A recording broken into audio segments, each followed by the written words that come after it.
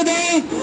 আজকের এই বিক্ষোভ সমাবেশে আমার বাংলাদেশ পার্টির পক্ষ থেকে আয়োজিত এই সমাবেশে এখন সংক্ষিপ্ত বক্তব্য রাখার জন্য অনুরোধ করছি এবি যুব পার্টির কেন্দ্রীয় আহ্বায়ক জনাব শাহাদাতুল্লাহ টুটুলকে সংক্ষিপ্ত বক্তব্য রাখার জন্য অনুরোধ করছি।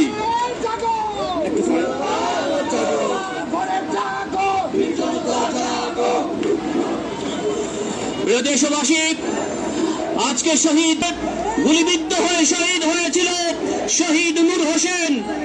আজকে সেই নূর হোসেনের জায়গায়, সেই নূর হোসেনের শহীদ হওয়ার স্থানে দাঁড়িয়ে আমরা স্পষ্ট ভাষায় বলতে চাই যে এই ফ্যাসিস্ট সরকার গত 16 বছর বাংলাদেশের রাজনীতিকে লুণ্ঠিত করেছে, বাংলাদেশের মানুষের অধিকার নষ্ট করেছে।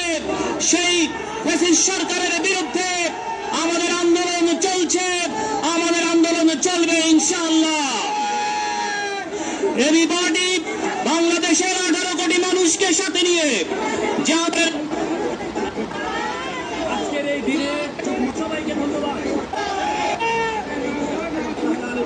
তার মধ্যে নূর হোসেন একজন, এবং ওনাকে উপলক্ষ করে আজকে আমাদের এই আয়োজন।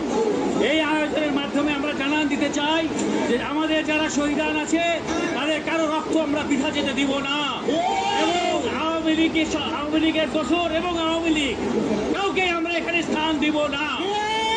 রক্ত দিয়েছি, আমরা আরো রক্ত দিব, এবং প্রয়োজন পড়লে মাঠ থেকে আমরা যাব না। আমরা দেখে নিব এই স্বৈরাচার সরকার এখানে কতদিন আরো তাদের প্রেতাত্মার মাধ্যমে আমাদেরকে বিরক্ত করতে পারে। ইনশাআল্লাহ এটা শেষ একদিন হবেই। ধন্যবাদ। ধন্যবাদ আলোচনকে। এখন সংক্ষিপ্ত বক্তব্য নিয়ে আসছেন